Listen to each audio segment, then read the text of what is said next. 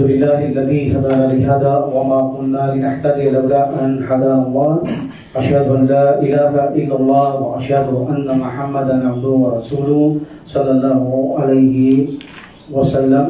Assalamualaikum warahmatullahi taala wabarakatuh. Waalaikumsalam warahmatullahi wabarakatuh. Alhamdulillah, pagpatuloy natin ang akidah wasatiyah ni Ibn Taymiyyah rahimahullah bilang akidah ng Ahlus Sunnah wal Jamaah.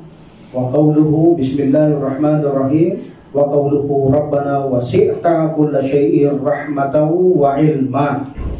So dito sinabi ni Ibn Taymiyyah rahimahullah mula ito sa ayat ng chapter 27 verse 30, bismillahirrahmanirrahim. So actually ipinaliwanag na natin ang bismillahirrahmanirrahim. So meron na attributes ito ng Rahman and Rahim. And also the name of Allah subhanahu wa ta'ala, Ar-Rahman, Ar-Rahim, and also Allah. Allah, this is may attributes ng Al-Uluhiyya. But actually, kapag sinabi mong Allah subhanahu wa ta'ala, pasok lahat ang kanyang magagandang pangalan at katangian, na kung saan nandun din ang mga magagandang katangian ng mga pangalan ito. Alhamdulillah, ganun kataas ang pangalan ng Allah subhanahu wa ta'ala, walang kapantay sa kanyang mga nilikha. So alhamdulillah, pagpapatuloy natin ang sinabi ni Ibn Taymiyyah rahimahullah from chapter 40 verse 70, Rabbana wasi'ta kulla syai'in rahmatan wa ilma. O aming Panginoon, Rabbana, ikaw ang nakakasakop lahat ng bagay sa awa o habag at karunungan o kaalaman. O sa isang liwat, o aming Panginoon, sinasaklaw mo ang lahat ng bagay sa iyong awa o habag at karunungan, kaalaman. Ang nagsabi nito ay ang mga anghel na nagbubuhat ng trono ng Allah subhanahu wa ta'ala. Actually, ang trono ng Allah subhanahu wa ta'ala ay binubuhat ito ng 8 anghel. At ito ay nakita ng Propeta Muhammad sallallahu alaihi wasallam, ang mga nagbubuhat na ito, at ang sinabi niya, ang pagitan ng kanyang tenga at hanggang shoulder, kung paliliparin mo ang pinakamatulin ng ibon, 700 years bago makaabot ang isang ibon mula sa tenga ng anghel hanggang sa kanyang shoulder, 700 years. So meaning napakalaki ng mga bumubuhat sa trono ng Allah subhanahu wa ta'ala. Ngunit kompletuhin ko ang ayah. Anila, binagsak ng Allah subhanahu wa ta'ala na ito ay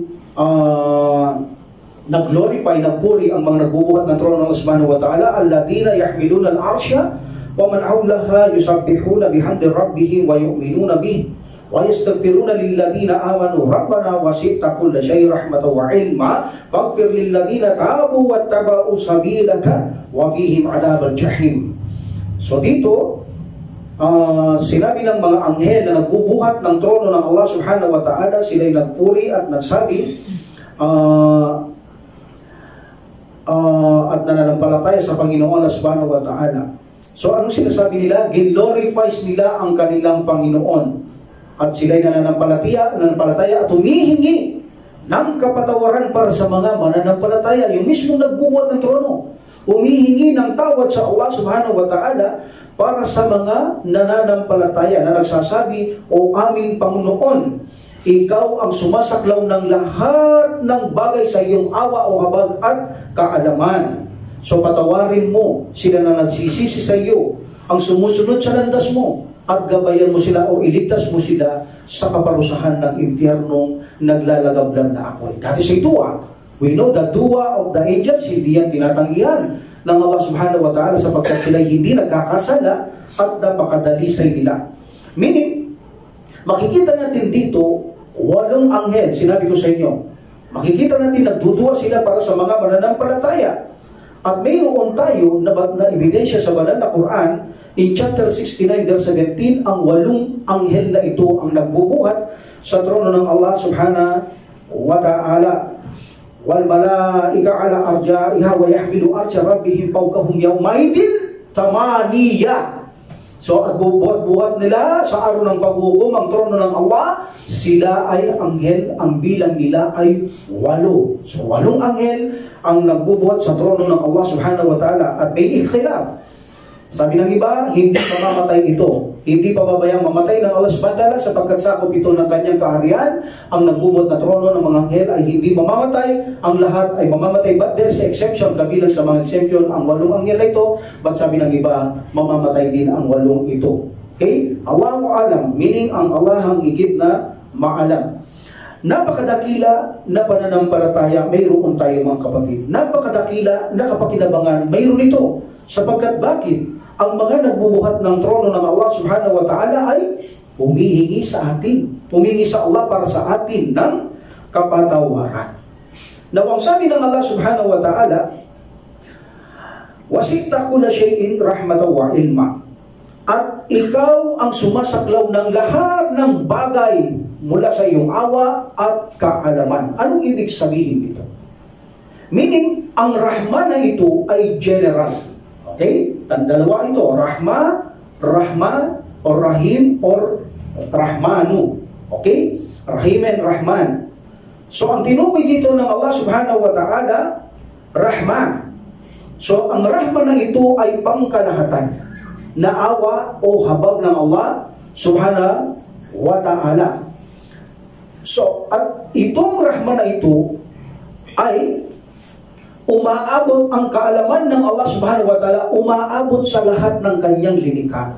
Meaning, ang Allah, alam niya ang lahat ng bagay. At ang kanyang kaalaman, bawat nilikha ay umaabot ito. At bawat inaabutan ng kaalaman ay inaabutan ng habag. Kapag ito ay umabot ang kaalaman ng Allah subhanahu wa ta'ala, kanyang rahmat sa lahat ng nilikha, sumusunod ang habag. Meaning, kinakahabagan ng Allah subhanahu wa ta'ala. Even ng mga hindi mananampalataya kasama dito. At alam ng Allah subhanahu wa ta'ala na sila ay hindi mananampalataya. So umaabot ang kaalaman ng Allah sa kanila. At sila rin ay bibiyahin ng Allah sapagkat ang kanyang awa ay ibibigay niya sa kanya. Bakit? Sapagkat ang awa at kaalaman dito ay pinagsama ng Allah. Meaning hindi maghiwalay dito.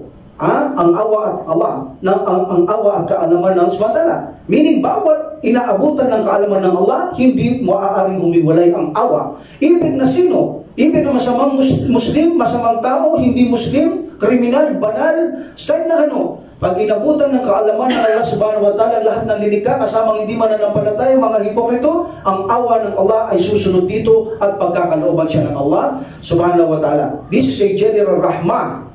But ang awa ng Allah subhanahu wa ta'ala, ang rahma ay iba. Iba ito sa rahim. Ang awa ng Allah subhanahu wa ta'ala, halimbawa sa mga hindi mananampalataya, ay mga pampisikal lamang. Awa at habang nabibigyan siya ng pampisikal lamang, pangkatawan lamang, pangmakamundo lamang. Meaning, hindi niya bibigyan ito ng pananampalataya o tamang pananampalataya, tanggapin ng mabuting gawa, wala siya dyan. Tanging ang awa ng Allah sa kanila ay bigyan lamang sila ng kanilang pangangailangan bilang makamundong buhay. So yan sa kanila. Iba ang rahma sa atin ng Allah subhanahu wa ta'ala. Ang rahma ng Allah subhanahu wa ta'ala sa atin ay lubhang napaka-espesyal. Bibigyan na niya tayo ng pangangailangang pisikal, pangkatawan, pangmakamundo, meaning yung kailangan natin sa makamundo, at binibigyan niya tayo ng tamang pananampalataya, tamang guide, tamang katuruan. Yan ang wala ang mga kufar sa rahman ng Allah subhanahu wa ta'ala. So ang sa atin, iba ang buhay natin sa kanila. Ang rahman natin sa Allah, ang pangangailangang makamundo at gabay. Pananampalataya matuwid sa kanila, only for makamundo lamang. Only for makamundo, physical, pangkatawan, pangangailangan sa dunya. Hindi sila magkakaroon ng magandang kondisyon ang mga hindi mananampalataya sa mundong ito. That's why, ang mga hindi Muslim o hindi mananampalataya o hipokrito, wala silang good life sa mundo. Only physical. Ang totoo, wala silang good life, mabuting buhay sa mundong ito. Ang tanging may mabuting buhay lamang niya ang mga Muslim na mayroong tapat na pananampalataya sa Allah subhanahu wa ta'ala, sumusunod sa Allah subhanahu wa ta'ala. Sila'y tunay na mahintatakutin sa Allah subhanahu wa ta'ala. That's why sabi ng Allah subhanahu wa ta'ala, man amila salihan min dhakarin aw unta wa huwa mu'minun falanuhyiyannahu hayatun tayyibah. Hayatan tayyibah. Panunahiyannahu hayatan tayyibah. Ang sino mang gumagawa ng mga kabutihan, siya man ay babae o lalaking Muslim, meaning, siya ay tunay na mananampalataya, katotohanan sa kanya, bibigyan namin siya ng mabuting buhay. Mabuting buhay sa mundong ito at sa kabilang buhay. So meaning, tayong Muslim, may kahit tayo, napakaligaya natin, napakasaya natin. I give you example ng mabuting buhay. Ang mga Muslim, anuman mayroon silang pagsubok, anuman mayroon silang kasaganaan, anuman mayroon sila, namatayan man siya, nawalan siyang ari-arian, siya man ay dinapuan ng bagyo, nawasak ang kanyang tahanan, bumagsak sa saligasyo, hanggang siya'y matuwid na Muslim, totoong Muslim, nagpapakatotoo, ang lahat ay mabuti sa kanya. Diba? That is a good life. Alam niya, ito'y pagsubok ng Allah subhanahu wa ta'ala. Kaya niyang i-revert o i-convert ito ng mabuti. Sa pamamagitan ng sabar, sa pamamagitan ng pagtitimpi, ito ay nagiging mabuti sa kanya. Itatalang mabuti at pagkakataong napalapit ka sa awa at pagmamahal, pagpapatawad ng Allah para makapasok ka sa paraiso. That is a good life. Kapag naman siya'y binigyan ng Allah subhanahu wa ta'ala ng karangyaan, hindi sila mayabang. Hindi sila mayabang, hindi sila maramot, katantaman sila, mapagkumbaba, mabait, nagiging mapagpasalamat siya sa Allah subhanahu wa ta'ala. Ano man mangyari sa mundong ito sa kanya, ito ay good life sa kanya. Kung titignan natin ang mga hindi mananampalataya, daig pa nila ang mga animales. Why? Sapagkat ang mga hindi mananampalataya, binibigyan lang sila ng Allah subhanahu wa ta'ala for physical, pangailangan, pangkatawan, pangmakamundo. Kapag ang mga hindi mananampalataya, makikita nyo, para silang hayop. Kapag sila ay busog, satisfied sila sa kanilang buhay. Hindi sila maligaya, only physical, busog lamang sila, pero kapag sila ay nagkulang sa pagkain o gutom, sila ay sumisigaw. Wala silang pinagkaiba sa mga animales. Kapag gutom ang animales, sumisigaw ang animales, ibig sabihin, pakainin mo siya. Ganun ang buhay nila dito. Kapag sila ay mayroon, sila ay ambog, mayayabang, mapagmataas, mapagmalaki. Kapag wala sila, sila ay sumisigaw na tila bang mga animales na pakainin mo dahil nagutom sila. Pero ang Muslim, gutom man o busog, alhamdulillah. Kapag siya'y busog, may kasaganaan, nagiging mapagpasalamat. Kapag siya'y wala, sinusubukan ng Allah, siya'y nagiging mapagtimpi at ang lahat ito ay mabuti sa kanya, sabi ng Propeta Muhammad sallallahu alaihi wasallam. Hindi buhay hayop, buhay na tunay na maligaya. Alam niyo ba ang mga kufar o disbeliever, ipinangako ng Allah subhanahu wa ta'ala hindi niya sila bibigyan ng good life sa mundo. Bibigyan niya sila ng mga kaparusahan dito sa mundong ito o sa kabilang buhay. Bibigyan sila ng kahirapan. That's the accurate translate Quran. Kahirapan ang ibibigay ng Allah subhanahu wa ta'ala sa kanila. Anong ibig sabihin? Kahirapan dito sa kabilang buhay ang aya na ito. Meaning kahit na mayaman ang isang kufar o disbeliever o musyrik o anumang reliyon na hindi Muslim, hindi siya magiging maligaya sa mundong ito. Never siyang magiging maligaya dahil pangako ng Allah, kahirapan ang kanyang ibibigay ng Allah subhanahu wa ta'ala sa kanya. Kahit sakmal niya ang gabundok na kayamanan, maghahangad pa rin yan ng gabundok na kayamanan. Hindi siya magiging maligaya. Kahit nabigyan siya ng Allah subhanahu wa ta'ala ng isang bundok na kayamanan, ginto, gusto niya pa ng isang bundok na ginto. Kahit bigyan pa, gusto pa ng isang bundok na ginto. Ganon sila, wala silang kaligayahan. Hindi sila kontento sa kanilang buhay. At kahit bigyan mo ito ng mahabang buhay, gustong-gusto nila, even 1,000 years sabi ng subhanahu wa ta'ala, pero ano ang sasapitan nila? Mamamatay din sila. Pero sila'y pahihirapan ng Allah. Nakita niyo ang mga hindi Muslim. Marangya sila, mayaman, pero hindi nila makita ang tunay na kaligayahan. Minsan nakikita nyo, nag-aaliw, umiinom ng mga alak para maging masaya. Ngunit hindi nila masumpungan ng tunay na kaligayahan at saya sa alak. Pansamantala lamang, pagkatapos na kapagpahinga at wala na silang tama, hindi na lang balik na naman kahit mayaman, walang kaligayahan. Muli ay maghahanap siya ng kanyang kaligayahan hanggang siya lumabas ng bansa. At hanggang sa magpagbalik niya sa bahay, bigo siya sa paghahanap ng kaligayahan. Hindi nila kayang hanapin yan. That's why in statistic, ang maraming nagpakamatay ay mga mayayaman. Hindi mahihirap ang nagpakamatay around the world. Sa statistic ng Amerika, US, ang maraming nagpakamatay sa buong mundo ay mayayaman ang nagpakamatay. Kung sila ay nakakita ng kaligayahan, bakit sila nagpapakamatay? Hindi nila masumpungan ang tunay na kaligayahan. Dahil ang tunay lang na kaligayahan sa mundo ay ang Pusong naghahanap kay Allah subhanahu wa ta'ala at sa sunnah ng Prophet sallallahu alaihi wasallam. Meaning magiging maligaya lang ang tao kapag siya ay mayroong guide mula sa Quran at Sunnah. Kahit anong nangyayari sa kanyang buhay, makikita mo satisfy ang Muslim, maligaya siya. Hindi niya kailangan ng alak, hindi niya kailangan ng droga, hindi niya kailangan ang pumunta sa pambansa upang hanapin ang kaligaya. No, mas gusto niya na siya naging isang tahimik at sapat sa kanya yun at maligaya siya hanggang naaalala niya ang Panginoong Allah subhanahu wa ta'ala. Kaya makikita niyo yung hindi Muslim, matatanda ang mukha nila agad tumatanda. Why? Sapagkat wala silang solusyon. Every time na magka-problema, wala silang sagot, wala silang solusyon. Sasabihin sa kanya, brother, o pare, may problema? Yes pare, may para. O tara, punta tayo sa bar, mag-inuman tayo para malawala ang problema mo. Walang magtuturo sa kanila kung ano ang tamang guide na ibibigay sa kanila. Kaya naman sila ay dumadanas ng buhay na kahirapan dito. Marami ang tumatanda ang kanilang mukha, marami ang hindi makayanan ng problema na pupunta sa pagpapatay, marami ang may problema na pupunta sa pagnanakaw, marami ang problema na pupunta pumatay para makapagnakaw, magkapera, pumasok ng bangko, etc. Yan ang buhay nila. Buhay na animalis. Buhay kahirapan sa mundong ito, walang kaligayahan at walang satisfy sa kanilang sarili maliban sa mga kamusliman. That's why ang rahman ng Allah, iba ang rahman niya sa atin, iba ang rahman niya sa kanila. Sa kanila, ang habang ng Allah o awa ang rahma, hanggang physical lamang, hanggang pangangailangan lang. Ito lang ang napapaligaya, ngunit ang kanilang ritual, never na makararamdam ito lang kaligayahan. At alam niyo ba, ang tunay na kaligayahan sa mundong ito ay nakatago sa likod ng ating mga puso. Walang nagiging maligaya maliban ang puso. Kapag itong naging maligaya, makararamdam kayo, buong katawan ninyo maligaya. That's why sabi ng Prophet sallallahu alaihi wasallam, may isang katiting na piraso sa lalaman sa inyong katawan, na kapag ito'y naging maligaya, ang buong bahagi ng katawan mo ay nakikiramay sa kaligayahan ng puso. Ngunit kapag ito'y naging masama, ang buong bahagi ng katawan mo ay nakikiramay sa kasamaang nararamdaman ng iyong puso. So, paano magiging maligaya ang tao?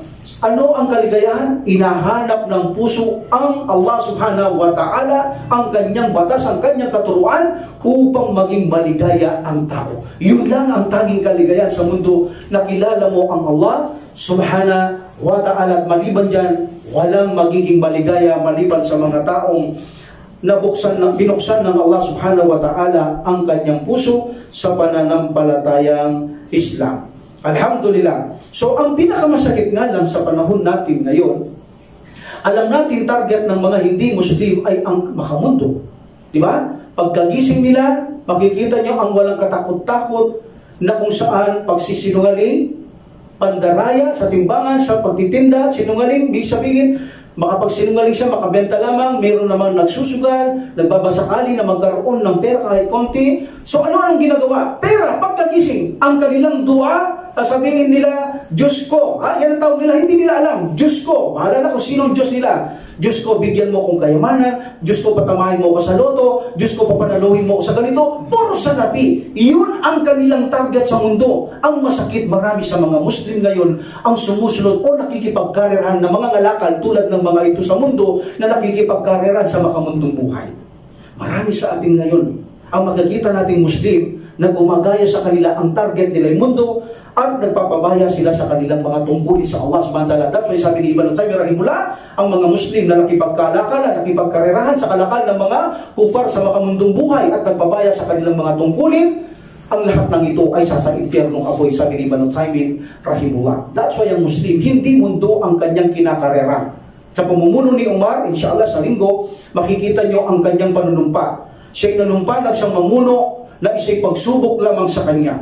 Ang pamumuno ay hindi kataasan, karangalan, kadakilaan, pagiging tanyag, kundi ito ay posisyong nakakatakot.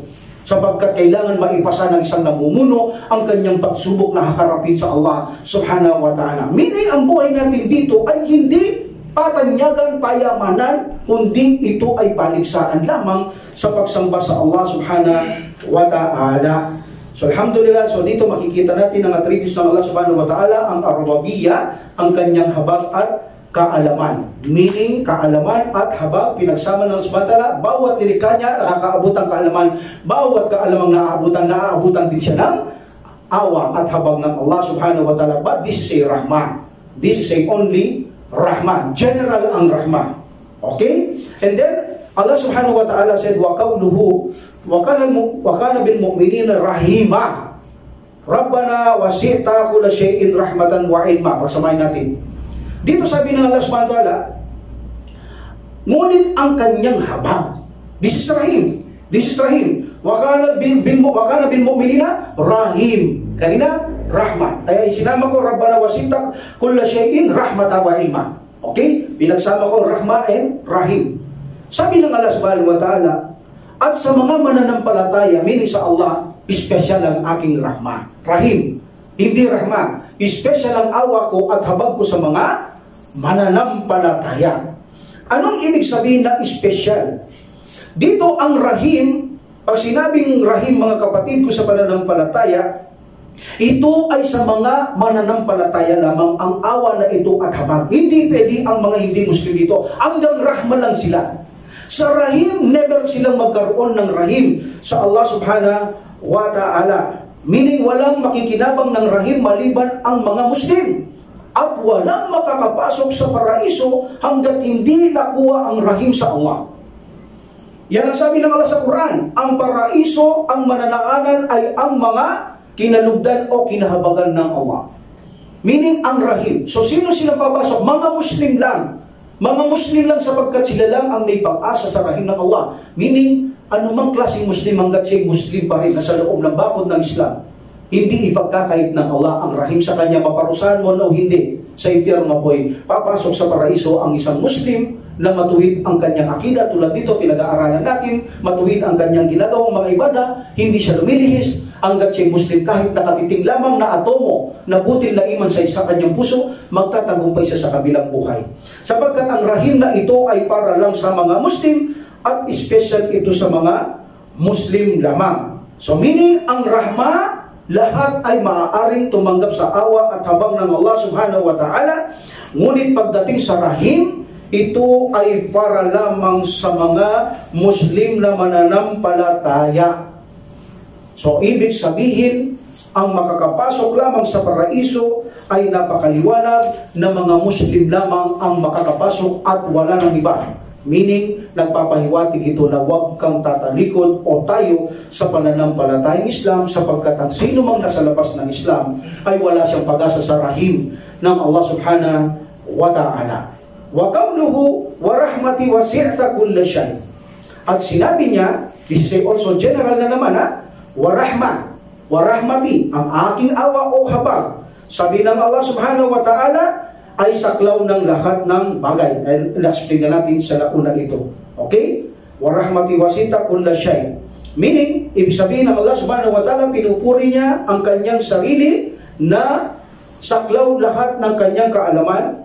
Ang kanyang abag ay saklaw lahat ng kanyang kaalaman. Okay? Ito man nila sa langit at sa lupa, ang abag ng Allah general. Kahit na sino pa man, puno man ito, gulay man ito, lahat ng may buhay, alaman man ito, jin man ito, tao man ito, kalupaan man ito, ulap man ito, lahat ng may buhay na linikha ng Allah subhanahu wa ta'ala ay umaabot dito ang kanyang kaalaman at ang kanyang awa ay ipinagpakaloob ng Allah subhanahu wa ta'ala ang mga pangangailangan ng mga ito. And then balik tayo sa rahman ng Allah subhanahu wa ta'ala. Wakataba rabbukum ala nafsihi rahmah. At ang iyong Panginoon ay nagsulat o nagtakda ng habag para sa kanyang sarili. Rahmah. Meaning, itinakda ng Allah. Meaning, ang Allah subhanahu wa ta'ala ay nagsulat. Kataba rahmah. Rabbukum kataba rabbukum. Ang inyong Panginoon ay nagsulat ala nafsihi rahmah sa kanyang sarili ng habag. Meaning, isinulat ito ng Allah subhanahu wa ta'ala ang kanyang habag. Inuna niya ang kanyang habag bago ang galit. That's why, ang sabi ng Propeta Muhammad sallallahu alaihi wasallam na kung saan, Inna Allah lamma khalaqal khalqa kataba kitaban fahuwa indahu fawqa al-arshi inna rahmati sabakat aw yusib aw tasbiku gadabi.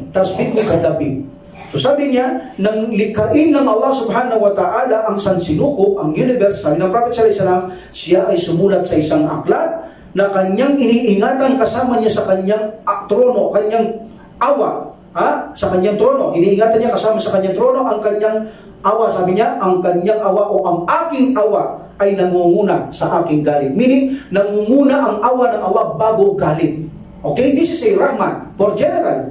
Kahit na galit ang Allah sa mga taong hindi mananampalataya, pero dahil inuna niya ang rahmah, bibigyan niya pa rin ang taong ito. Bago siya magalit, una muna ang habag o awa ng Allah subhanahu wa ta'ala. But remember, ang awa na ito ay mga pampisikal lamang sa mga hindi mananampalataya. Alhamdulillah. So, kung titignan natin, ang sabi ng Allah subhanahu wa ta'ala, walau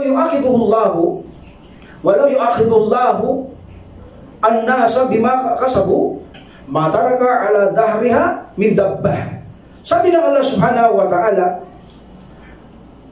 at kung ang Allah subhanahu wa ta'ala ay paparusaan niya ang tao sa kanilang mga inani o kinita, meaning sa kanilang ginawa, wala siyang iisang iiwan dito, sino pa man. Wala siyang iisang iiwan. Pag gusto niya parusahan, papatay niya lahat. Wala siyang iisang iiwan, sabi ng Allah subhanahu wa ta'ala. Ano mang gumagalaw na nilalang sa ibabaw ng lupa, sabi ng Allah subhanahu wa ta'ala. Ngunit, sa pagiging mahabagin ng Allah subhanahu wa ta'ala, mapagtimpi at awa ng Allah subhanahu wa ta'ala, habag ng Allah subhanahu wa ta'ala, nagbigay siya ng pahintulot na pansamantalang pagbigyan sila. Ganyan naman ang Allah eh. Kahit Muslim ka, pag nagmamalupit ka, nagiging mabagsik ka sa kanya, bibigyan ka niya ng chance eh. Ganun ang Allah, maawain siya. Saan galing yun? Sa awa ng Allah. Bibigyan ka niya ng chance, hindi ka niya basta papatayin. Bibigyan ka niya pagkakataon, kahit na sinong tao, binibigyan niya ng Allah subhanahu wa ta'ala. That's why sabi niya, kung nanaisin ko, papatayin ko kayo lahat, wala akong ititira sa inyo. Ngunit sa awa ng Allah na kanyang isinulat niya, nilalagaan niya sa tabi ng trono niya, mananaig ang awa niya sa kanyang galit. Bago ang galit, awa muna. That's why nagbibigay muna ng palugit ang Allah subhanahu wa ta'ala bago niya sakalin o sakbalin ang isang nilikha. Bibigyan niyang pagkakataon because of rahmah. So, dito, pagkatapos ito, pagkakataon niyang makagawa ng mabuti o magabayan. Kung hindi siya kinahabagan ng Allah, hindi na siya bibigyan tsansa. Ngunit sa awa na isinulat ng Allah, ay pinabayaan niyang taong magkaroon ng pag-asang mapatnubayan sa pananampalatayang Islam. Annahu man amila minkum su'am bijahalatin thumma taba min ba'dihi wa aslaha fa innahu ghafurur rahim. Na kung sino man sa inyo ang nakagawa ng kamalian dahil sa kawalang kaalaman o karunungan at gumawa siya ng mabuti, meaning siya ay nagtauba, naniwala sa Allah subhanahu wa ta'ala, o Muslim ka na, nakagawa kang mabuti, at pagkatapos ay nagtauba ka sa Allah, gumawa kang mabuti, sa totohanan siya ay Ghafurur and Rahim.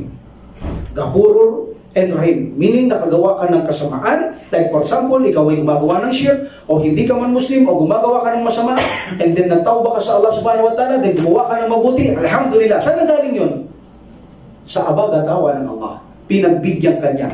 Kung hindi ka lang niya pinagbigyan, sinakmal ka niya agad, dahil sa inuna niya ang puot at awa, ay hindi kanya pagbibigyan. Ngunit inuna niya ang awa bago ang kanyang galit o puot. Alhamdulillah. So dito ang mga gawaing ignorance, pagkatapos ng evil gawaing masama na ignorante, lahat ng gawaing nagagawa natin, alam man natin o hindi, kapag ginawa natin mali, that's say ignorance. Meaning hindi tayo kulang sa kaalaman, kulang tayo sa karunungan kapag gano'n.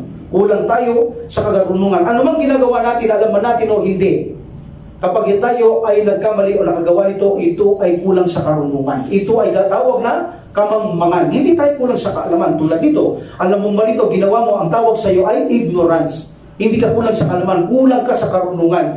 Ibig sabihin. So in this ayah, makikita natin ang Allah subhanahu wa ta'ala, hindi niya tinapos maliban, sinabi niya, ako'y Ghafur, ako'y Rahim.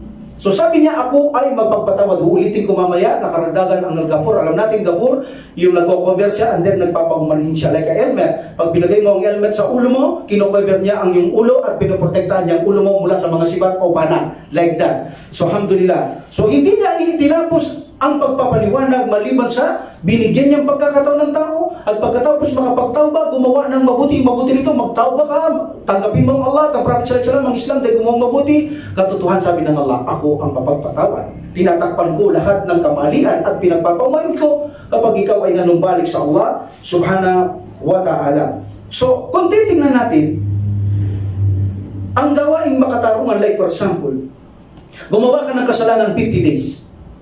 Gumawa ka ng kasalanan, 50 days, then nag-repent ka. Okay? Nag-repent ka, then gumawa ka ng mabuting gawa 50 days. Kung titignan mo, ang makatarungan dito, parusahan ng Allah yung 50 days. Tama? Parusahan yung 50 days mong ginawang mali. At yung 50 days mong ginawang mabuti, of course, may reward. Pero sa awa tabag ng Allah, kapag nagtawba ka yung 50 days mong mali, hindi kanya paparusahan. Kapag kanyang ninais, tatakpan niya na lamang to at patatawarin ka na lamang niya. Saan galing yun? Sa awa ng Allah subhanahu wa ta'ala. Dahil nananaig ang awa niya kaysa sa galit o puot niya. That's why, imbes na parusahan ka niya sa 50 days na ginawa mo, na kamalian, pinagpaumanhin na lamang ng Allah subhanahu wa ta'ala because siya ay mahabagin. At hindi lang yun. Nangako pa siya ang Allah subhanahu wa ta'ala, faulaika yubadilullahu sayiatim hasanat. Papalitan ko ba ang inyong mga maling kasalanan ng mabuting gawa? Allahu Akbar. Nagkasala ka na, lilikha ka ng Allah mahina, hindi ka pwedeng tumaing.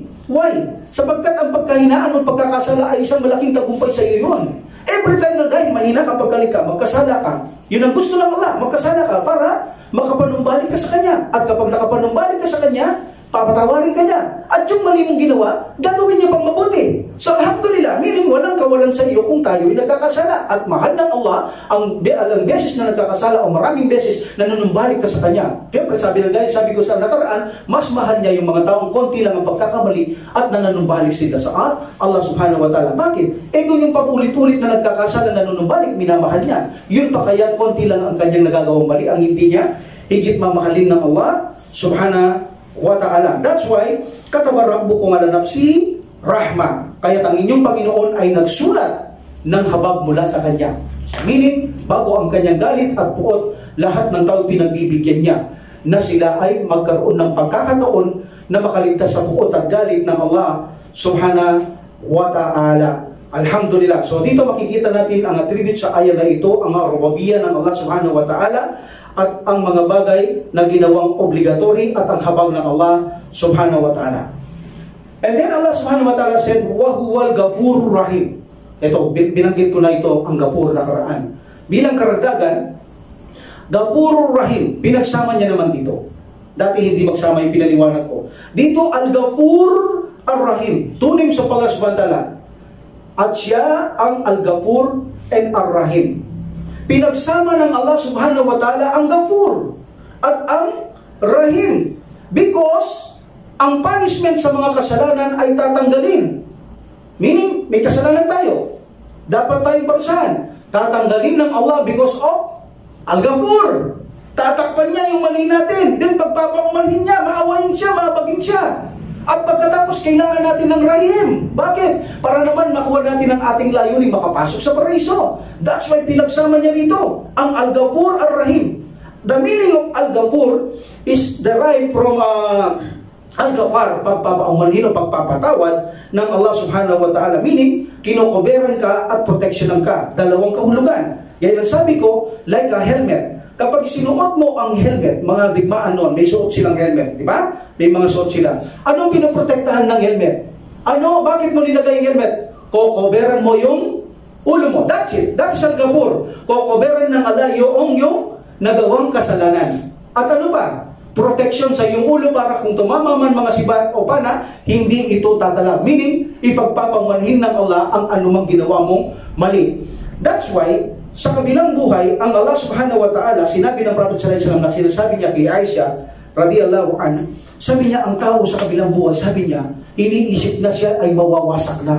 Sapagkat, ang Allah subhanahu wa ta'ala doon, kapag tinanong niyang matagal ang tao, siya'y mawawasak. Ngunit mayroong mga tao matagal niyang tatanungin, ikaw ginawa mo ba ito? Ikaw ginawa mo ba ito? Ya Allah, yes. Sabi niya, Bukhari Muslim, ikaw ginawa mo ba ito? Yes Allah, ya Allah, yes, ginawa. Isipin niya, wasak na siya, dami niyang ginawa. Ano sasabihin ng Allah subhanahu wa ta'ala sa kanya? Sa araw na ito'y tatakpan ko ito. At sa araw na ito'y patatawarin kita. Allahu Akbar. So meaning, nakamit mo ang Al-Ghafur ng Allah subhanahu wa ta'ala. Kaya sa kabilang buhay, sasabihin ng tao, tingnan niyo ang aklat ko, tingnan niyo ang aklat ko. Sasabihin niya, dahil tinakpan ng Allah yung kanyang ginawang masama na sabi niya, yes Allah, ginawa ko po, yes Allah, ginawa. Tingnan niyo, wala na. Tinakpan ng Allah subhanahu wa ta'ala at masayang-masaya siya nagbibiba sa kabilang buhay because nakamit niya ang Al-Ghafur ng Allah subhanahu wa ta'ala. At kapag ito ay tinakpan ng Allah, ipagpapaumanhin niya ang iyong mga nagawang kamalian. That is a Ghafur. And Rahim, gaya ng sabi ko, na ipaliwanag na natin, ito ay para lamang sa mga Muslim, para makapasok siya sa paraiso, kailangan niya ang rahim, hindi rahma. Rahma is general, rahim is specific lamang ito sa mga Muslim na mamamatay. Hanggat ang tao ay Muslim na namatay, huwag kayong mawalang pag-asa sa habang ng Allah, pangako niya, papasok sa paraiso ang tao ito sa ayaw at sa gusto nyo. Pangako ng Allah, hindi sumisira ang sa pangakong Allah. Inna Allah, katotohanan ng Allah, la yukhliful mi'ad. Hindi sumisira sa pangako. Kapag sinabi ng Allah na ang Muslim ay namatay na mayroong kahit katiting na iman sa kanyang puso, kahit atomo lang, ilalabas at ilalabas kung paparusahan ng Allah subhanahu wa ta'ala sa impyerno, ilalabas at ilalabas niya ito para papasukin sa paraiso. That's why mahalaga sa atin ang manatili tayo sa Islam. Kahit nagaano ka tayo nagkaroon ng kasalanan, huwag tayong madismaya sa awa at tabang ng Allah. Dahil mahal ng Allah ang mga nagkakasala kahit tuloy-tuloy. Huwag lang yung may intention kayo, ulitin nyo, babalikan nyo, huwag. Mayroon kasi kahit may intention tayo, hindi natin gustong ulitin, nandiyan si Shaitan at marupok tayo, maaaring mangyari. Meaning tauba tayo ng tauba sa Allah. Hanggat tama ang tauba natin sa Allah, nalulugod ang Allah subhanahu wa ta'ala sa atin. Ipagkakalog niya sa atin ang kanyang gafur at makamit natin ang kanyang rahim. Ito ang kailangan nating dalawa na makamit natin. Makaligtas tayo sa parusa ng Allah because of Al-Ghafur, hindi tayo tawad na matapat. At ang Rahim para makapasok tayo sa paraiso ng Allah subhanahu wa ta'ala. Wa huwal ghafurur rahim. Wallahu khairun hafida wa huwal arhamu ar-rahim. Arhamur rahim. Masya Allah. Alhamdulillah. Sabi ng Allah, datapwat. Dalawa ito. Arham, from rahma, and rahim. Pinagsama niya ang dalawa. At ang Allah ay higit na mapangalaga at siya ay pinakamaawain sa nagpapakita ng habag. Lalo daw siyang maawain, meaning ang rahma ng Allah. Ito ay ismu takdil, arham wa huwal arhamur rahim. At higit siyang maawain ang Allah subhanahu wa ta'ala sa mga taong nagpapakita ng habag. Meaning, ikaw na tao na mahabagin, kung anong habag mo, higit ang Allah subhanahu wa ta'ala na mahabagin sa iyo. Actually, kahit pagsamasamain natin ang buong habag sa mundong ito, hindi uubra sa habag ng Allah subhanahu wa ta'ala. Yun ang tinutukoy. Halimbawa, nakita ng Prophet sallallahu alaihi wasallam, kinwento niya, ang isang babae na mayroon siyang anak na alipin at pinuntahan at niyakap niya ng buong pagmamahal. Sabi ng Prophet sallallahu alaihi wasallam, sa palagay niyo ba, sabi niya sa mga sahaba niya, ang nanay nito o ang babae nito ay handa niyang itapon sa apoy ang kanyang anak? Ya Rasulullah, sabi niya, walang ina. Nagagawa niya sapagkat alam natin, walang tutumbas pagdating sa habag sa ina, kahit ang kanyang ama, kahit kanyang kapatid, hindi nila kaya ang awa ng ina sa kanyang anak. Sabi niya, higit na maawin ng Allah kaysa sa babae niya. Kita mo? Yun ang sinasabi ng ayat. Iyong pagpapakita natin ng habag, kanino ba man, hindi yan uubra sa habag ng Allah subhanahu wa ta'ala. Kung mapapansin natin, mga kapatid ko sa pananampalataya, yung mga like for example, mabagis na ayaw, nagkaanak sila at sinasalakay sila, anong ginagawa nila? Ipinaglalaban nila para hindi lamang masaktan ang kanilang mga supling. Sapagkat ang Allah subhanahu wa ta'ala, sabi ng Prophet sallallahu alaihi wasallam, mayroon siyang 100 habag at ibinigay niya lamang ang isang habag sa kanyang mga linika. 99 na natitirang habag sa kanya. Paano ubra ang habag ng mga linika? Kaya sabi ng Prophet sallallahu alaihi wasallam, kahit pagsama-samahin niyo ang habag ng buong linika, hindi uubra sa habag ng Allah because isa lang ang ibang habag na binigay niya sa atin, 99 na natitira sa kanya. Katulad ng halimbawa, yung mga mababangis na ayop, nagkaroon siya ng anak, sasanakay ng ibang tao o ibang mababangis na ayop, dinidepensahan niya ito. Dahil bakit? Sa habag niya, sa kanyang mga anak. Di ba? Ang kamelyo na sumususo ang kanyang anak, itinataas niya ang kanyang paa para makadede ang mabuti ang kanyang anak. Dati siya habag sa kanyang anak. That's why, iyan ang habag na ibinigay ng Allah. Ngayon, pag sama-samahin niyo na nagpapakita ng habag sa mundo, sabi ng Allah subhanahu wa ta'ala, higit siyang makapagin sa mga taong nagpapakita o linika na nagpapakita ng habag. Pagsamahin niyo na lahat, higit na mahabagin ang Allah subhanahu wa ta'ala. Allahu Akbar, especially sa mga kamusliman, mga kapatid ko sa pananampalataya. That's why, huwag tayong mawalan ng pag-asa. Kung tayo man ay nakakaranas ng kasalanan, natural lamang yun.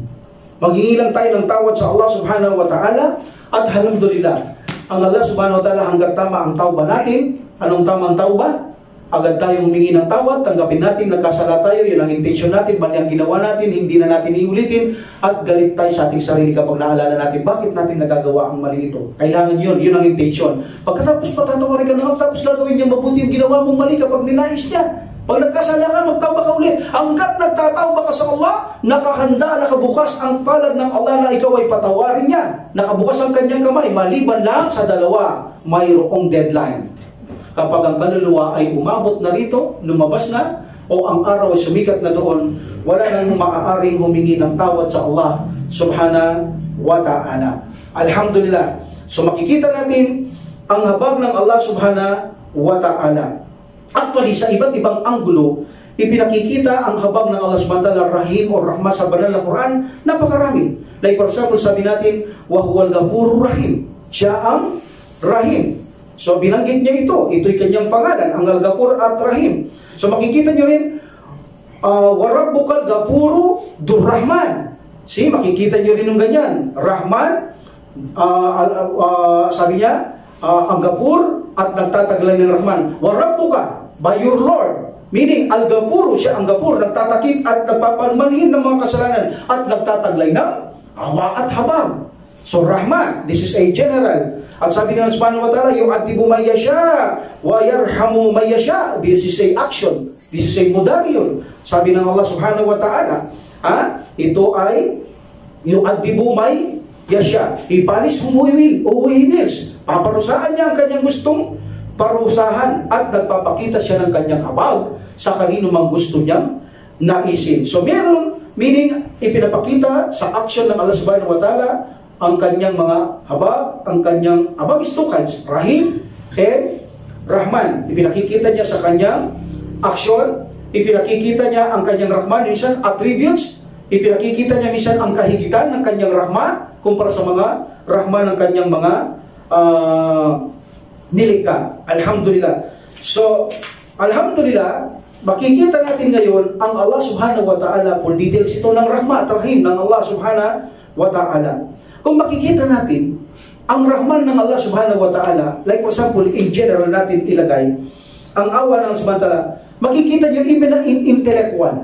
Sa mga talino lamang o ating pangunawa, maiintindihan natin na mayroong awa at habag ng Allah subhanahu wa ta'ala, kasi dinidila ito ng Mu'tazila o Dasyaira, idinidili nila ang awa at habag ng Allah, pinapalitan nila ito ng kagandang loob o biyaya lamang. No, ipaliliwanag ko mamaya insyaAllah para alam nyo sa kain ang mga paniniwala ng mga ito o mga gumagawa ng tahtil, paninira sa Allah subhanahu wa ta'ala, sa kanyang kasulatan, sa kanyang kautusan, etc.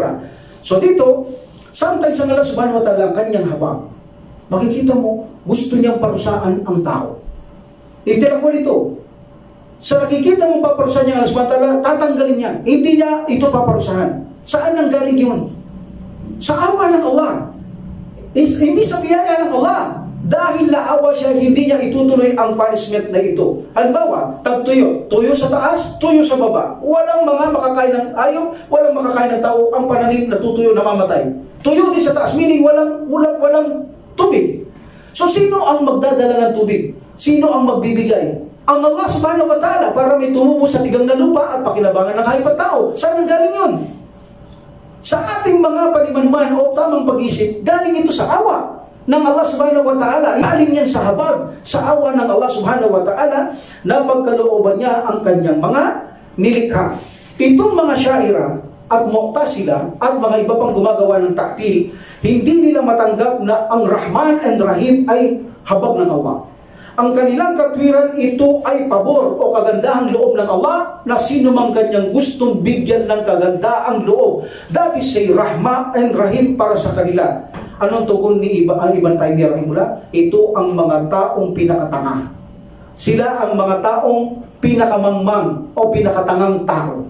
Can you imagine sa ganitong sitwasyon na napakaraming text, even na sa grammar, even na sa dictionary, Rahman and Rahim is a mercy of Allah, grace of Allah, sasabihin mo lang na pabor lang ng Allah. Sino ang magbibigay sa kanilang ng tulong sa kanilang ginagamit na dalil? Sino ang bibigay ng tulong? Sabi ni Ibn Taymiyyah rahimahullah, sabi niya, napatunayan sa maraming teksto na hindi mo maaaring i-deny ang awa at habag ng Allah subhanahu wa ta'ala. Maging sa intellectual ng tao, anong kailangan mo sa Allah? Sasabihin mo, biyaya ng Allah. No. Ang kailangan mo sa Allah ay ang kanyang habag. That's why kung tatanungin mo, sabi nila, Ibn Taymiyyah rahimahullah, ano ang kailangan sa Allah? Kahit sino Muslim, kahit ito pa sabi niya, tanungin niyo sila kung anong kailangan sa Allah. Biyaya? Sasagot nila, kailangan lang namin ng biyaya mo, ya Allah. Makakapasok ka ba sa paraiso sa biyaya ng Allah? No, ang sasabihin din nila, kailangan namin ng habag mo, ya Allah. That's why, sabi nila, ultimong sila sasalungatin nila ang kanilang sariling pakahulugan sa salitang habag. Dahil pag tinanong mo sila, ang kahulugan ng rahim o rahma ay biyaya, anong kailangan mo sa Allah? Sabihin mo, biyaya. Okay, hindi ka makakapasok sa paraiso sa biyaya. Ako, kailangan ko ang rahim ng Allah. Diba? Saya sabi ng Allah, makakapasok sa paraiso ay yung kanyang kinahabagan. Hindi yung kanyang biniyaan. Biniyaan ka na tapos mapapasukin ka pa niya. So kaya may tanong ngayon, bakit ang kupar hindi ba binibiyayaan ng Allah? So ibig sabihin, papasok din sila sa paraiso kung biyaya ang kahulugan ng rahma? That is the question. So sasabihin nila tiyak na hindi. So meaning, ang rahim o rahma ay hindi ito biyaya para papasukin sa paraiso ng Allah, kundi ito ay habag in general and particular. Rahim is particular and Rahman, this is a general. Alhamdulillah. So, inna rahmatallahi karibun minal muhsinin. That's why sabi ng Allah, katotohanan ang habag ng Allah ay malapit sa mga gumagawa ng mga kabutihan. Iwasan natin ang masama. Kinutba ko kanina, maaaring bumagsak ang isang Muslim. Yes, sa inang sabi ko, kapag namatay tayong Muslim, kahit katiting na iman, alhamdulillah, makapasok ka sa paraiso. Pero paano mo yun magagarantiyan kung naging pasaway ka sa Allah? Hindi ka niya kinalulugdan. Paano kung patay niya yung puso mo? Tumalikod ka sa Islam. So, hindi kasi gusto ng Allah mapag-imagsik. Hindi niya gusto mapag-aksaya. Hindi niya gustong traitor. Hindi niya gustong munafik. Hindi niya gustong kufar. Hindi niya gusto ang musrikon. Ang gusto ng Allah, kung anong minamahal niya, yun ang gagawin mo para kahabagan ka ng Allah subhanahu wa ta'ala at gawing malapad ang ating mga puso. That's why pag sumikapan natin na tayo ay maggumawa ng maraming mabuting gawa. Why? Sapagkat sabi ng Allah subhanahu wa ta'ala, katotohanan, inna rahmatallahi karibun minal muhsinin. Ito ay rahma, general. But ito ay higit na malapit sa mga gumagawa ng kabutihan. Meaning, bibiyayaan ka ng Allah dito, bibiyayaan ka pa sa kabilang buhay ng Allah subhanahu wa ta'ala. Inna rahmatallahi karibun minal muhsinin. And then Allah subhanahu wa ta'ala wa qawluhu radiyallahu anhum wa radu'an. Yan, matalas ito, this rida. This is a rida. Okay, ang kasiyahan. Kagalakan ng Allah, dati siya attribute sa Allah, nasisiyahan siya, nagagalak siya, nasisiyahan siya. Ang Allah subhanahu wa ta'ala. Okay? Ang ibig sabihin radiyallahu anhum wa radu'an. Ang Allah ay magagalak sa kanila at sila rin ay magagalak sa Allah. Meaning masisiyahan ng Allah sa kanila o nasisiyahan ng Allah sa kanila at sila rin ay nasisiyahan o nalulugod, nagagalak sa Allah subhanahu wa ta'ala. This is a rida. Rida means kagalakan, kaluhuran, kasiyaan ng Allah subhanahu wa ta'ala. This is the attribute, another attributes ng Allah. Marunong din siyang magalak, masaya, okay? Malugod ang Allah subhanahu wa ta'ala. Kanino siya nasisiyahan? Kanino siya nalulugod?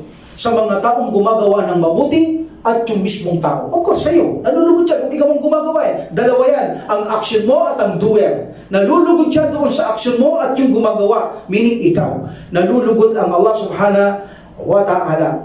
That's why, kung tayo ay magiging mapagpasalamat sa Allah subhanahu wa ta'ala, alhamdulillah, malulugod sa atin ng Allah subhanahu wa ta'ala. Wa in taskuru, sabi ng Allah subhanahu wa ta'ala, wa in taskuru, yardahu lakum. At kung kayo maging mapasalamat, siya ay magagalak sa inyo. Anong ibig bang sabihin maging mapagsalamat? Sabi natin, ya syukran Allah, ya thanks Allah. Parang ganun, no. Kapag sinabing maging mapagpasalamat, magiging masunurin ka sa Allah subhanahu wa ta'ala. Yun ang pagiging mapagpasalamat. Binigyan niya ang lahat. Maging thankful ka sa Allah subhanahu wa ta'ala. Binigyan ka niya mabuti. Magpasalamat ka sa Allah subhanahu wa ta'ala. Kaya nga mayroon sujud syukur. Ano ba? Syukur. Who knows?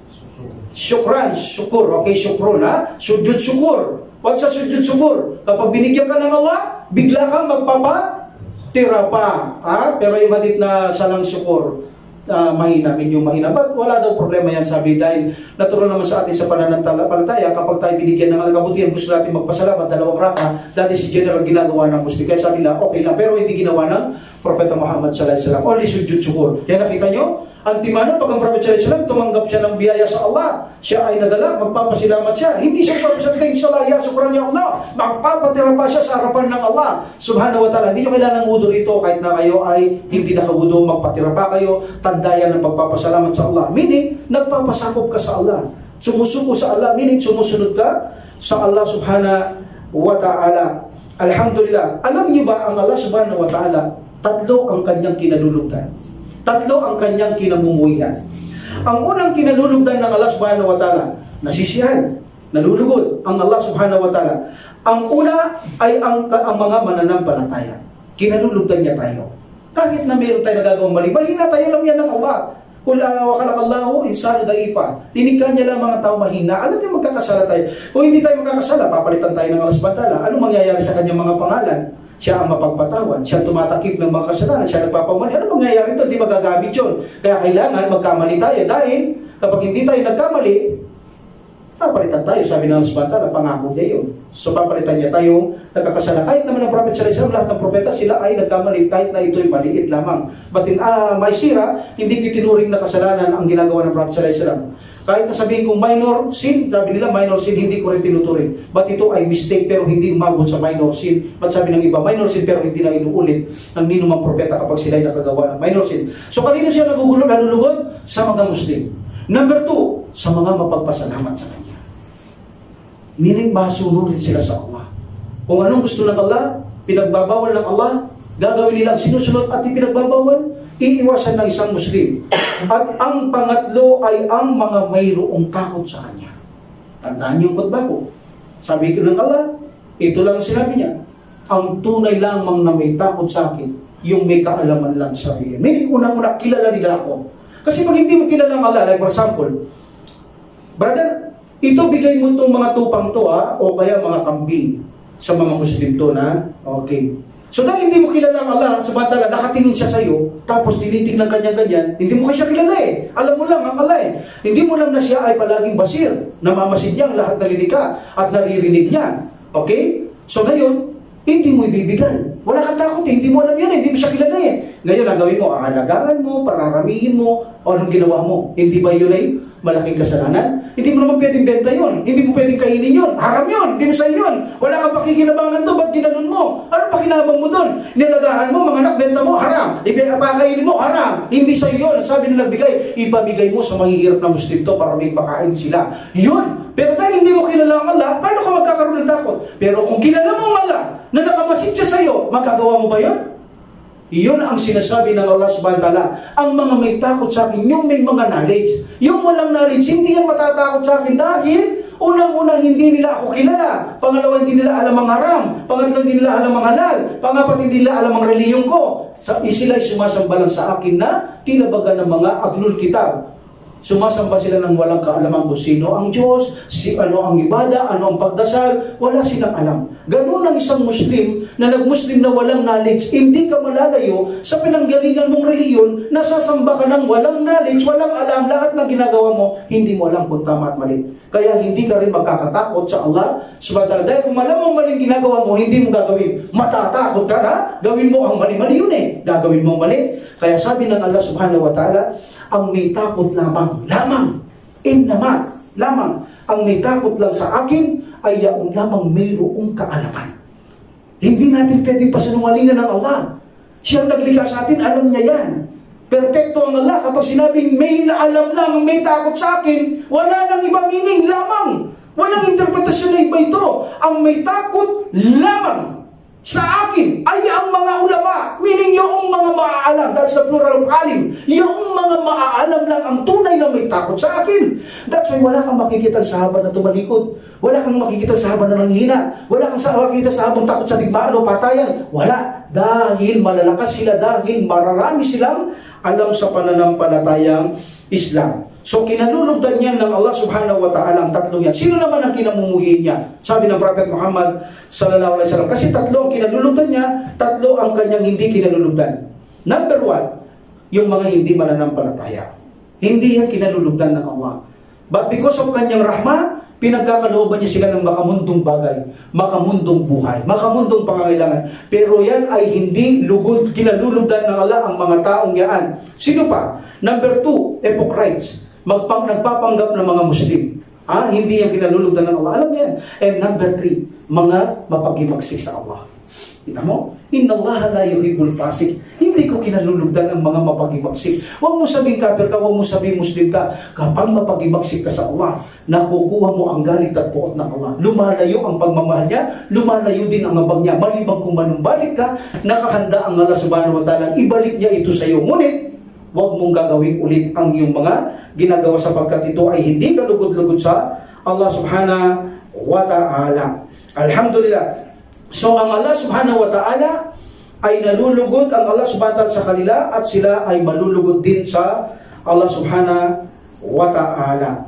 Alhamdulillah. So ito, dinideny din ito ng mga ibang mga sumisira ng gumagawa ng mga ta'tilan, gumagawa ng ta'til. Anong sinasabi nila? Okay, ipaliwanag natin konti ang kanilang paniniwala hinggil dito. Sabi nila, yung gumagawa ng ta'til, paktakwil, okay, ipaliwanag mo nga sa amin kung ano ang kinalulugod, nasisiyaan, nagagalak ang Allah subhanahu wa ta'ala. Sige nga, ipaliwanag mo sa amin. Hindi mo makakayanang ipaliwanag sa amin niya. Sabihin nila dahil imposible na magkaroon na ganyang katangian ng Allah subhanahu wa ta'ala. What is the response ng Ibn Taymiyyah rahimahullah? Simple lang sabi niya, ito ay katangian ng Allah na kanyang ginawang mashiya. Itinakda ito, wills ng Allah subhanahu wa ta'ala ito. At makikita mo sa mga teksto na hindi mo maaaring itakwil, malinaw sa teksto na ang Allah subhanahu wa ta'ala ay radiya, meaning siya ay nalulugod, nagagalak, nasisiyad. Merong pangangatita Prophet sallallahu alaihi wasallam, ang Allah ay tumawa. Tumawa, hindi sinabing humalakhak, tumawa. Yun ang ibig sabihin nalulugod, masaya ang Allah subhanahu wa ta'ala, maaliwalas ang kanyang mukha. So makikita mo, nasisiyahan, sabi ni Ibn Taymiyyah rahimahullah, sabi niya, hindi niyo pwedeng tanggihan ito. Kayo ang mga taong sumisira lamang sa aklat ng Allah subhanahu wa ta'ala na alam nyo ang radiya, He please, ano ang ibibigyan yung ibang pakahulugan dito? Kung hindi yung magalak, matuwa, masiyaan ng Allah subhanahu wa ta'ala. Alhamdulillah. So dito mga kapatid ko sa pananampalataya, ang Allah subhanahu wa ta'ala ay nalulugod siya sa mga mananampalataya. At tayo rin naman ay nalulugod sa Allah subhanahu wa ta'ala. Bakit naman kaya tayo nalulugod sa Allah subhanahu wa ta'ala? Ano sa palagay nyo? Can you imagine magkasala ka tapos patawarin ka ng Allah tapos gawin niyang mabuti? Ano mararamdaman mo?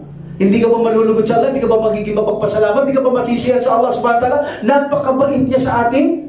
Nagagawa na natin ang karumalduman na gawain. Pag nagtawba ka tapos patatawarin ka pa ng Allah subhanahu wa ta'ala, Allahu Akbar. So ano pa ba naman ang hahanapin natin sa Allah subhanahu wa ta'ala? Ngunit ang sabi nila, paano yaong mga taong Muslim na kung saan ay sumusuway sa Allah, ay binibigyan din naman ng biyaya ng Allah subhanahu wa ta'ala. Rebellious sila. Paano sila? Hindi ba sabi mo na hindi kinalulugdan ng Allah papag-imagsik? Kung hindi niya kinalulugdan, bakit siya nagbibigay ng biyaya sa kanila ng masagana?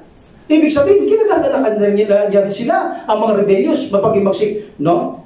Hindi totoo yan. Pero totoo, binibigyan sila ng Allah subhanahu wa ta'ala. Pero ito ay isang bitag lamang. Isang trap lamang ito ng Allah subhanahu wa ta'ala. Sa mga Muslim na mapag-imagsik at binibigyan ka ng Allah, huwag mong isipin na ito'y kinalulugdan ka ng Allah.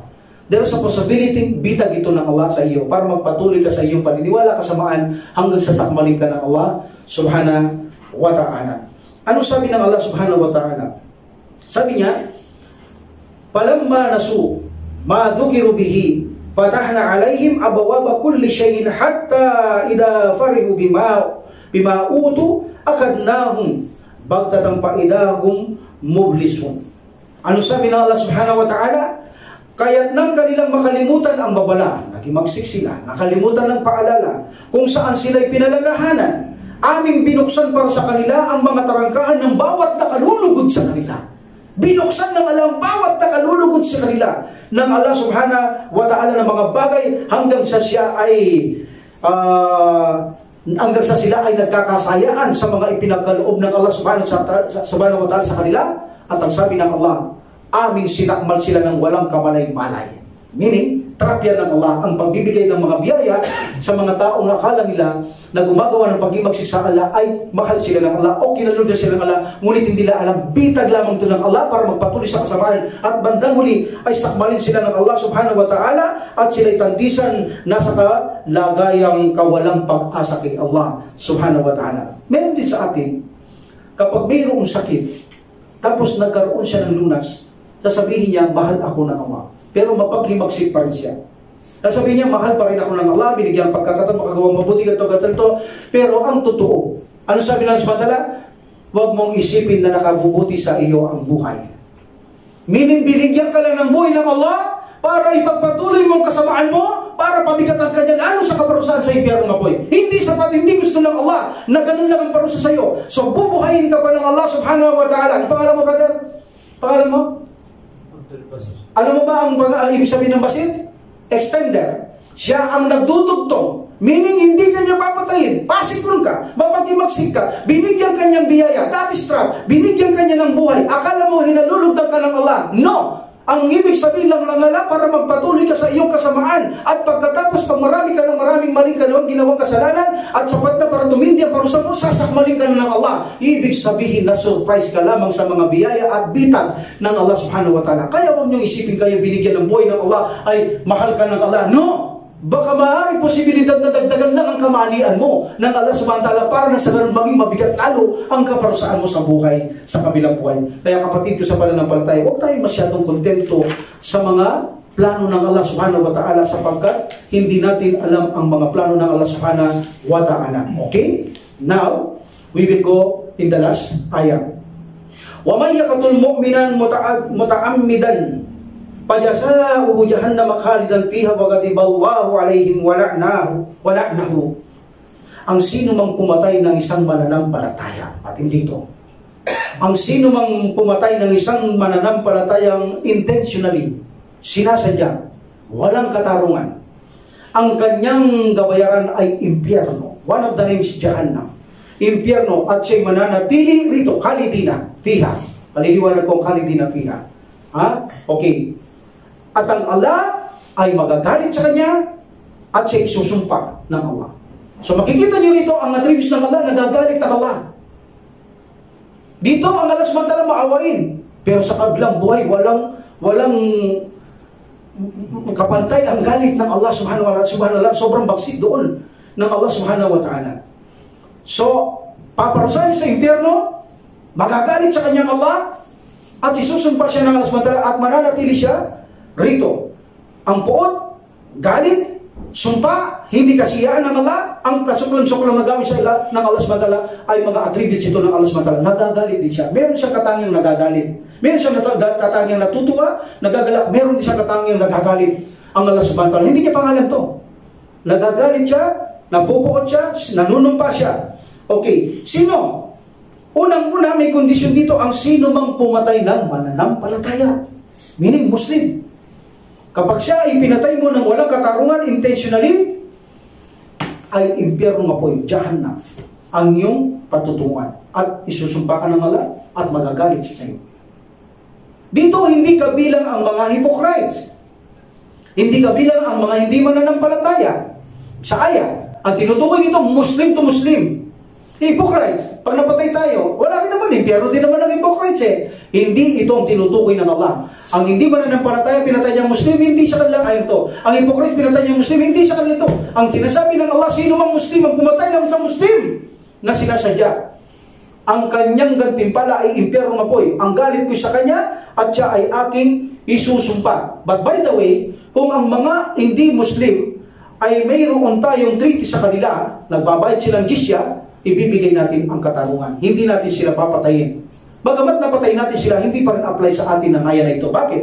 Ang tinutukoy lang dito, Muslim na napatay mo. Even ang hypocrites, hindi apply sa ito. Apply lamang ito na ikaw ay maimpyerno kung Muslim ang iyong pinatay at walang katarungan. Meaning, walang kisas. Meaning, walang pagtatanggol sa iyong ari-arihan, sa iyong sarili. Meaning, hindi ka bata at hindi ka baliw. Hindi apply dito. Kailangan matino, obligatory Muslim. Pinatay niya ang kapwa Muslim ng kawalang katarungan. Ang sino mang pumatay ng isang Muslim na sinasadya. Okay? napakalaki, napakahapdi, nag-iintay sa kanyang kaparusahan. Number 1, Jahannam, one of the names of the hellfire.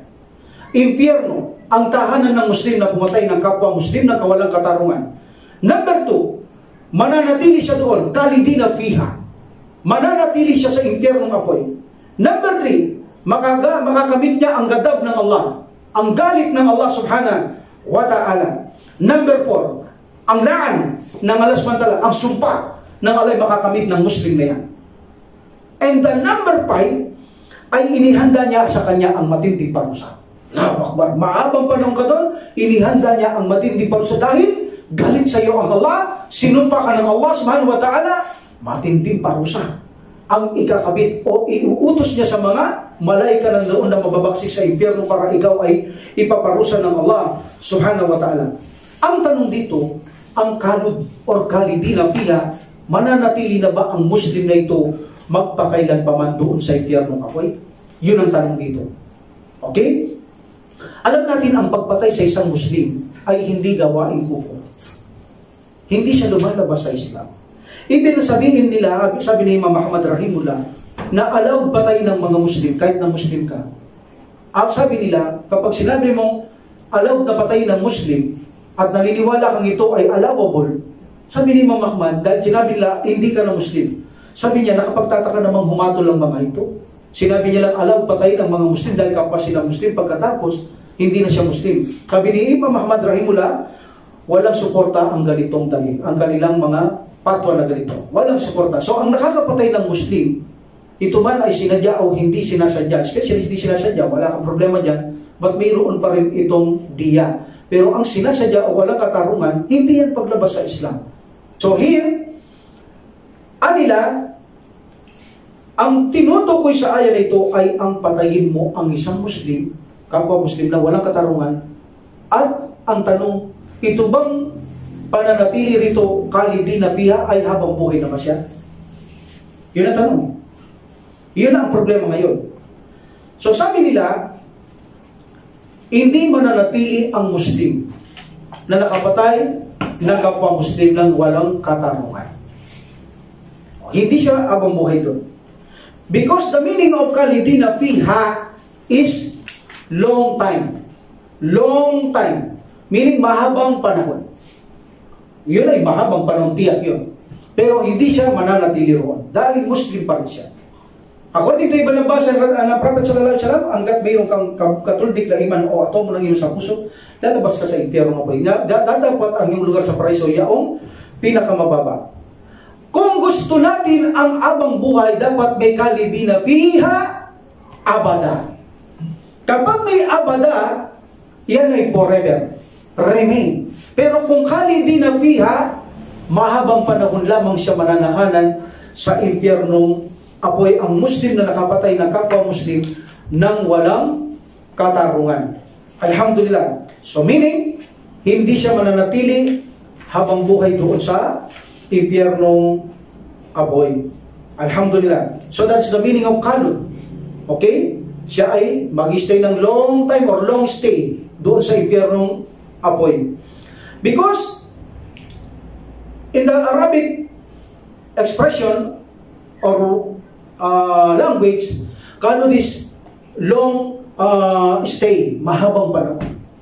So pag sinabi ng subhanahu wa ta'ala, mananatili siya doon ng kalidina fiha, mahabang panahon, at ang Allah ay galit sa kanya, isinusumpa siya, maghahanda siya ng matinding parusa sa Muslim na ito na pumatay ng kapwa Muslim ng walang katarungan.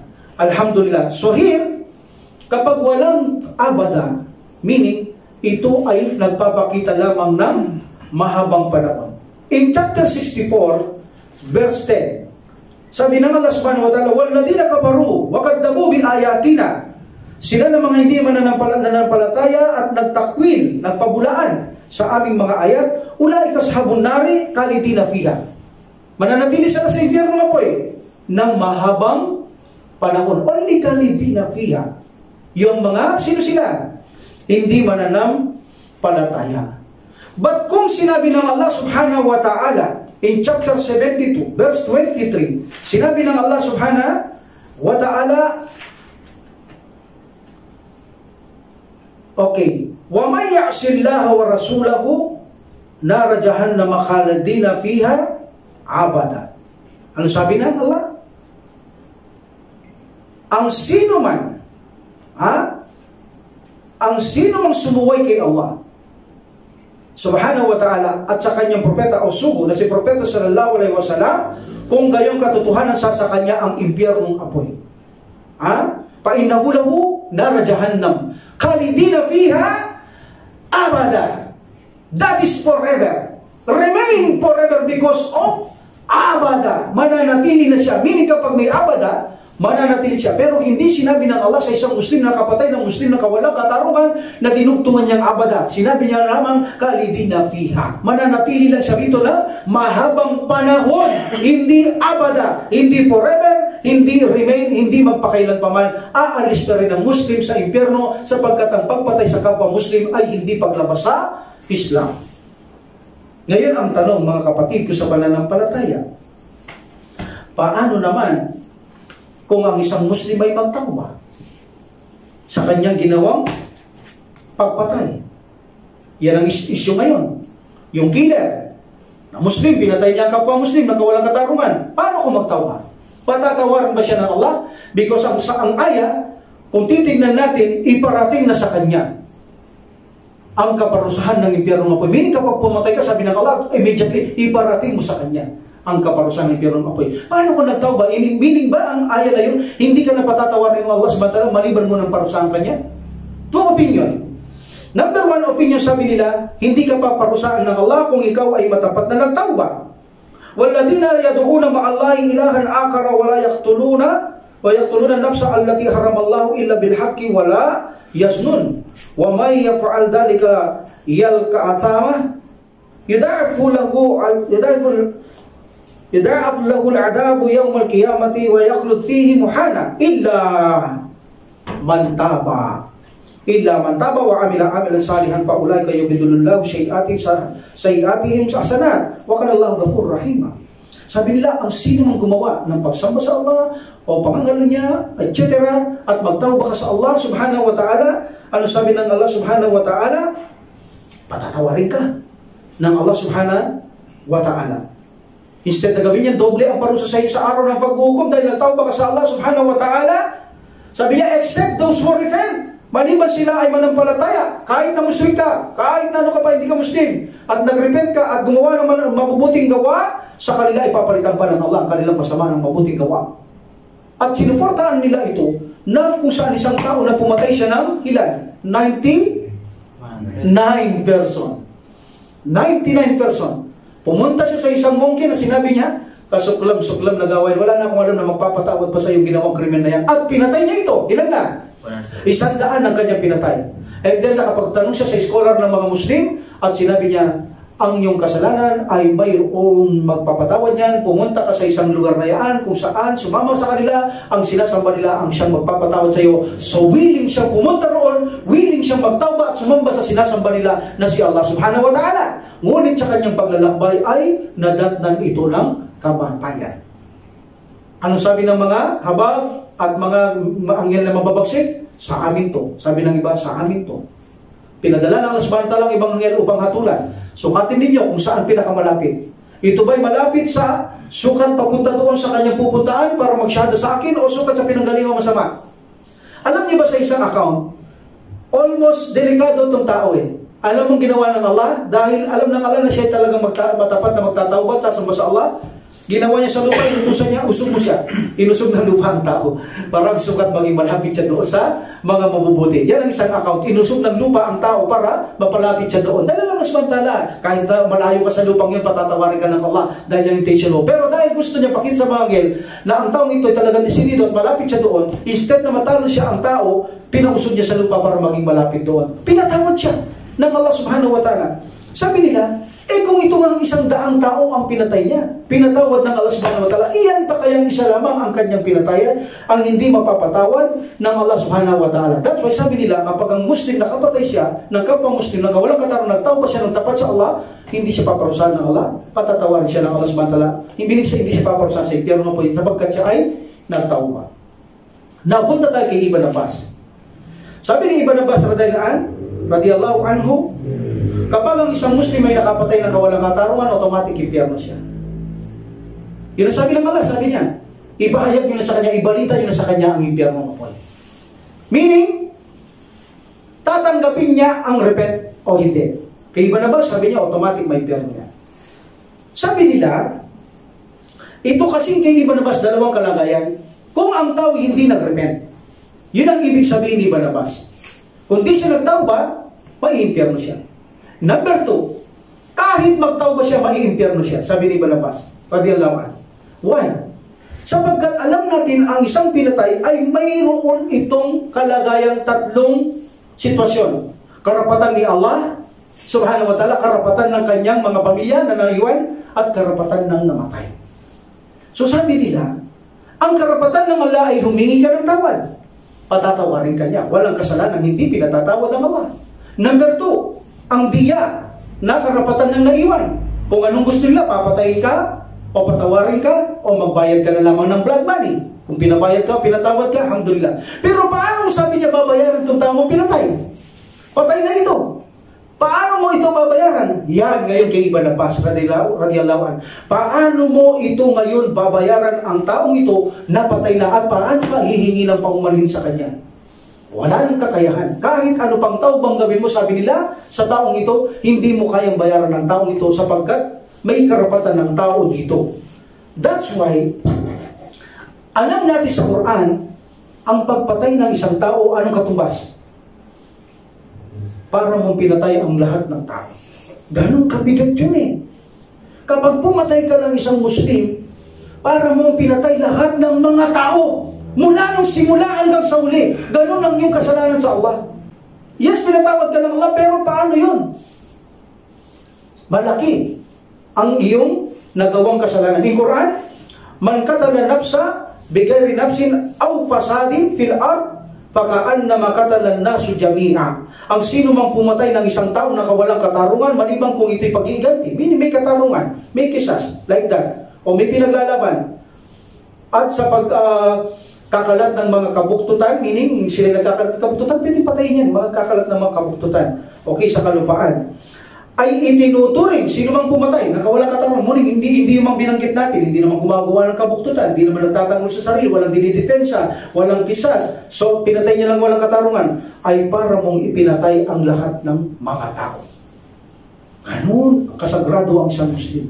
Ganun kalaki ngayon ang kasalanan mo sa Allah subhanahu wa ta'ala. That's why alam niyo si Uthman, malapit na tayo kay Uthman, radiyallahu anhu, nung gusto siya patayin ng kapwa mga Muslim, mga mapakimagsik, hindi na natin alam kung mga Muslim ba ang mga sabahisim noon, no? Okay, yung founder na, si Abdullah ibn Sabah. Si Sabah, bago naging siya, sabahisim muna siya. Sila ang nagbabalak pumatay kay Uthman nung siya ay Khalifa, na third Khalifa. Okay? So dito, sabi ni Abu Hurairah, nakahanda akong ipagtanggol kita, ya Khalifa. Nakahanda ako, pagtatanggol kita, ilalabang kita. Sabi niya, Abu Hurairah, alam mo bang sinasabi mo? Alam mo ba kapag pumatay ka ng isang Muslim ay parang pinatay mo ang buong tao? Gusto mo yun? Sabi niya, hindi, sabi niya. So umalis ka dito, binuto sa kita, umalis dito, huwag kang papatay ng Muslim. Kaya hindi pumatay si Uthman, di ba siya pinatay eh? Dahil alam niya kapag pumatay ka ng isang Muslim, delikado ka. At alam niya na pag pumatay ka ng isang Muslim, ay parang pinatay ang lahat ng mga tao. Kaya sabi ni Barnabas radiyallahu, hindi ka patatawarin ng Allah, paliban lamang na parusahan ka muna niya, at kapag ginusto ng Allah, dahil may iman ka kahit nakatitig na to mo, ilalabas ka niya bago ka pumasok sa paraiso. Two opinion. But of course, in number 3, alam naman natin may karapatan ng tao. Tama?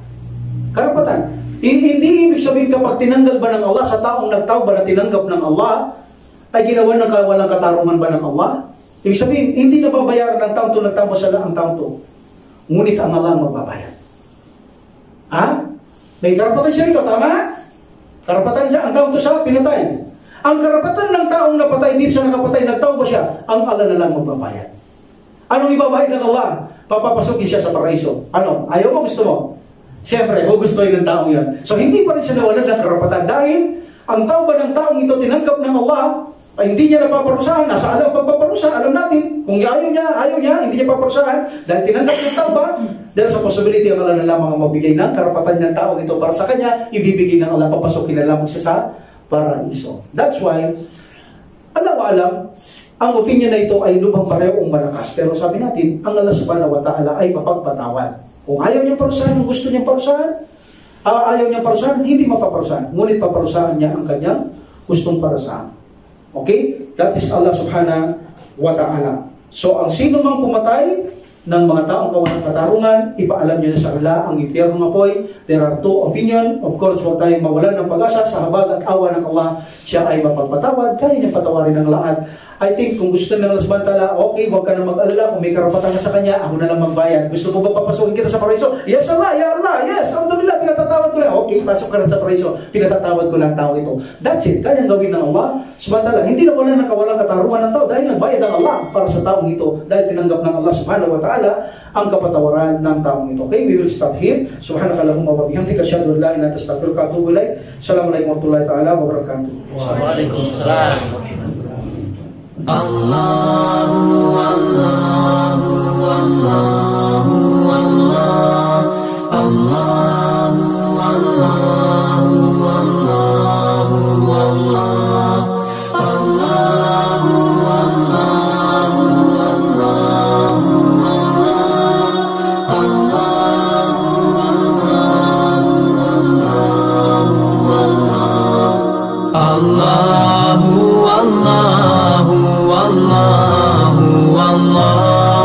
Allahu